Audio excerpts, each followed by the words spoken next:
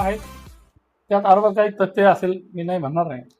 मनलेनी act आला आहे आणि त्याबाबतीत आम्हाला गेली किती वर्ष सहकार खातं सजग करत आहे की 144 कलम लागू केलं आणि त्यात स्पष्ट उल्लेख केलेले आहेत.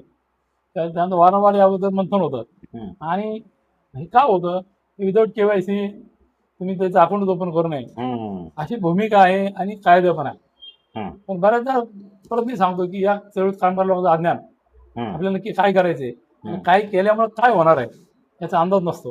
चुकीचं काम केलं की आता क्षणिक दिसतोय त्या मनी लँडिंग तुम्ही जसं म्हणताय की तो पैसा अवैध मार्गाने येतोय का आपल्याकडं आणि आपण तो प्लॅटफॉर्म म्हणून वापरला जातोय का आपला. आपण फक्त प्लॅटफॉर्म असेल तर त्याची जबाबदारी आपली आहे. त्यामुळे असे लोकांचे पैसे घ्यायचे का घेऊ नये. आपल्याकडे एक नॉट सिंगल अकाउंट आजपर्यंत कधी मनी लँडिंग आपण त्याचं कामच केलेलं लोक येतात नाही असं नाही ते आमची तो ब्लॅक म्हणणार नाही मी अनअकाउंटेबल मनी म्हणेल की त्याची पुढे त्याच्यावर नोंद नाही नोंद नसेल पैसा त्यानंतर आम्ही ठेवू आम्हाला काही दिवस काढून घेऊ त्यानंतर असं काही आम्ही करत नाही. त्यामुळे या बाबतीत जे करतात त्यांना तो क्षणिक ठेव आल्याचं समाधान मिळते. पण तुमच्या संस्था चालकांची पण लालूचच झाली लालची लोकांमुळेच झाली. त्याचा मटेरियल कमी देऊ आपल्याला कोणी जर आपलं काही रक्कम ठेवतंय तेवढं आपलं पोर्टफोलिओ वाढेल पण तो त्या स्पीडने ठेवतो त्या स्पीडने घेऊन जातो मग त्यावेळेस संस्था अर्धी देते. आणि एखाद्याने 1 कोटी रुपये 2 कोटी रुपये तुमच्या ठेवले आणि तो परत त्याला गरज लागले तू मागायला येतो त्यावेळेस तुमच्याकडे पैसे वाढून बसले असतात. त्यामुळे ते थोडंसं सजगतेने काम केलं पाहिजे. पहिला प्रश्न तसं तुम्ही म्हणलाय की संचालक ठेवीच्या संदर्भात तुम्ही म्हणले बऱ्याच ठिकाणी असे आरोप होतात की संचालकच पैसे वापरतात असं प्रमाण खूप अत्यल्प आहे बरं. पण आता काही घटना घडतात आणि घडलेल्या घटना ते लक्षातही येतं त्यामुळे तो त्या खात्याने अभ्यासाचा विषय सगळ्या खात्याने त्यात आपण बोलणं काही सहित ठरणार नाही. पण हे 200% चुकीचं आहे 100% नाही 200% चुकीचं आहे असं तर काही होत असेल ते चुकीचं आहे. आणि व्याजाबाबतीत म्हणाल तर अतिरिक्त व्याज देऊ नये मी आधी सांगितलं व्याजाबद्दल हे पक्का आहे. आता जर तुम्ही तर नियमित असणे कोणतरी जर चुकीचं काम करत असेल तर कुणीच आणि कुठंच बंधन घालू शकत नाही. कुठल्याही क्षेत्रात जा तुम्ही आपल्याला कुठल्या रस्त्याने जायचे माहिती आणि गुगल आपल्याला शॉर्टकट दाखवतो आणि शॉर्टकट दाखवतो तो रस्ता चांगला आहे का वाईट सांगत नाही शॉर्टकट दाखवतो. पुढे गेला आपला लक्षात की हा रस्ता खूप खराब आहे जायला वेळ लागतोय तो आधी वरून शॉर्टकट दिसतो तसा हा प्रकार आहे. थोडा शॉर्टकट दिसतो पण नंतर त्याचे परिणाम भोगावे लागतात. आता कुठल्या पण क्षेत्रात शॉर्टकट चांगला नाही. जो राजमार्ग आहे तो वापरावा या मात्र तुम्ही पहिल्यापासून आहे. राजमार्ग गेले धोके कमी होतात त्रास होईल असं नाही की त्रास आहे का आहे. कुठले सामाजिक काम करताना 100% त्रास आहे. लोकांच्या पाहण्याचा दृष्टिकोन तुमच्या वेगळा असतो लोकांच्या तुमच्या अपेक्षा वेगळ्या असतात सगळ्यांच्या अपेक्षा आपण पुऱ्या करू शकत नाही. त्यामुळे आरोप होत राहणार. चांगलं काम करणाऱ्या लोकांनी त्याला सामोरं जावं आणि वाईट काम करणाऱ्या लोकांनी सुधारावं असं काही आपल्याला चुका होणार नाही याची काळजी घ्यावी. तो लोकांचा पैसा आहे आपण ट्रस्टी म्हणून आहे पैसा लोकांचा आहे. हे खूप मोठं वाक्य वापरतो आपण ट्रस्टी म्हणून आहे आपण फक्त मध्यस्थ आहे माध्यम आहे. याचे पैसे घ्यायचे त्यांना द्यायचे तो आपल्या भरोश्यावर पैसे ठेवतो आणि आपण आपल्या भरोश्यात त्याला देतो. आपली जबाबदारी डबल वाढते याची आपल्यावर विश्वास आहे. याचे पैसे आपण द्यायला परत द्यायचे देणारा कोण आहे ते आपली खूप मोठी शाळेच्या जबाबदारी. त्यामुळं खूप काळजीपूर्वक यात काम केलं पाहिजे असं नाही. त्यांना जरी सगळ्यांना जरी विनंती आहे आणि असं काही इथून पुढे प्रमाण कमी होईल अशी नक्की खात्री आहे कारण लोक सुधारत आहेत. करेक्ट. पण तरी ह्या घटना घडतातच. मला असं तुम्हाला तुम्ही आज फेडरेशनचे एक संचालक आहात आणि सहकार भारतीवर पण काम करतात. एक लोकांच्या अवेअरनेससाठी मला तुम्हाला असं म्हणजे विनंती आहे की जर समजा एखाद्याला अशी शंका आली पुसटची की इथे अशी गडबड होते किंवा काय सर्वसामान्यांना माहिती नाही नक्की कुठे जायचं काय तक्रार करायची कोणाकडे या संदर्भात लोकांना थोडं मार्गदर्शन कराल की नक्की लोकांनी काय पाऊल उचललं पाहिजे असं जर शंका आली काय तर म्हणजे नंतर मोठी घटना घडण्यापूर्वीच हे बाबतीत आम्ही म्हणजे फेडरेशन म्हणून किंवा सहकार भारती म्हणून आम्हाला शंका आली आम्हाला आधी कळतं की आधी काही शंका आली आम्ही त्या संस्था चालक भेटतो त्याची माहिती स्वतःच आम्ही पण जातो आम्ही जातो त्यांना भेटतो आणि जर आमचं त्यांनी ऐकलं नाही आम्ही सहकार आम्ही सुद्धा कळवतो. अच्छा म्हणजे जसं मी आता सांगितलं तसं आम्ही ते किती वेळ केलं आहे. कोणीतरी 12 ठेवी आजार लावला ओके आणि आम्हाला त्याचं कोणी फोटो पाठवलं हे असं आम्ही सहकार हाताला कळवतो काय तिथं जर चुकीचं झालं तुम्ही लक्ष आलं लगेच म्हणजे आम्ही त्याबद्दल आम्ही पण दक्ष असतो की आमच्यापर्यंत कोणी आलं लोकांनी तुमच्यापर्यंत जरी तक्रार झाली तुम्ही ती सहकार खात्यापर्यंत आमच्यापर्यंत तक्रार आल्या तरी आम्ही त्या सहकार खात्यावर पोहोचण्यापूर्वी आम्ही त्या संस्था चालकांना भेटतो. शिवाय त्यांना सांगतो तुम्ही चुकीचं करताय असं करू नका संस्था टिकायला पाहिजे तरी ते सुधारले नाही तर मग सहकार खात्यापर्यंत आम्ही त्या पोहोचायची काळजी घेतो आणि सहकार खाते फार तातडीने त्याच्यावर लक्ष घालून करतात. पण काय होतं की बऱ्याचदा लोक स्वार्थासाठी सांगत नाही किंवा काहीतरी आपल्याला व्याज मिळतं, काही होतोय पण सांगत नाही. फक्त जे जसं आपण म्हणतो की आपल्या इथं जर एखादं हातावर एखादी फुटकुळी किंवा बेंड आलं तर ते बेंड आल्यानंतर दिसतं. पण मी म्हणाल ते बेंड याची प्रक्रिया आधी बरीच झाली असते. खालचा जवळजवळ एक इंचाचा परिसर पोखरला असतो आणि त्या वेदना होतात होतात मग पेंट येतं, सलाईन लागतात.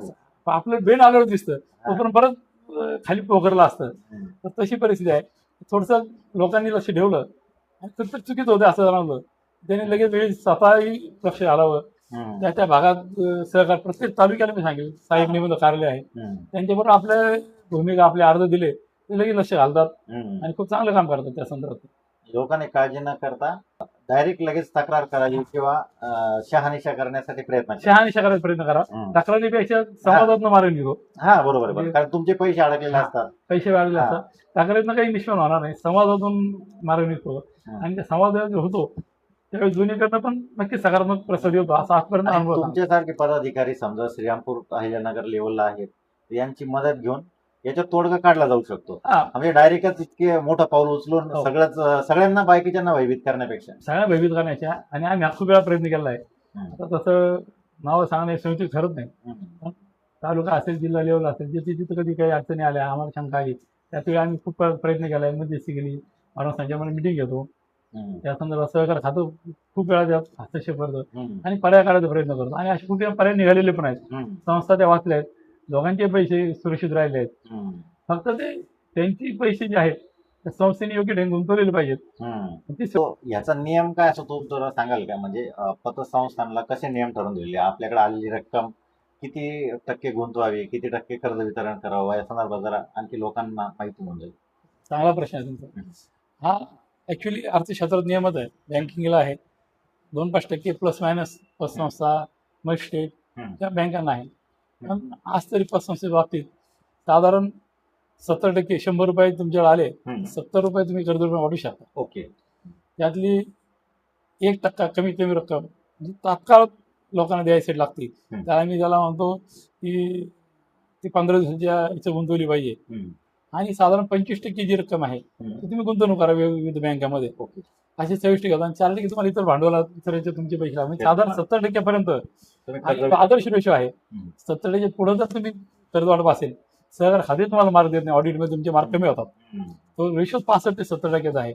या तुम्ही 65-70% मध्ये तुमचे सक्षम संस्था आहेत, तुमची गुंतवणूक चांगली आहे हे पाहिलं जातं. आणि गुंतवणूक करताना त्यांनी चांगली प्रकारे गुंतवणूक करावी अशी ती अपेक्षा असते. त्याच्या पुढे गेलं तर कदाचित मग फसण्याची शक्यता सांगता येते. काय होतं की कर्ज वितरणाचं चांगलं व्याज मिळतं या लालचीने आमचे काही लोक 80-85-90% कर्ज करतात, ते करण्याबद्दल दुमत नाही. ते परत रिकवर होईल का मार्चपर्यंत खात्री नसते, त्यामुळे रेशो गडबडतो. आपल्या 70% मार्क आहे, तो जो 75% झाला तुमचा लगेच गुन्हा उतरतो, संस्था तुम्ही मध्ये येते, परत लोकांची चर्चा होती.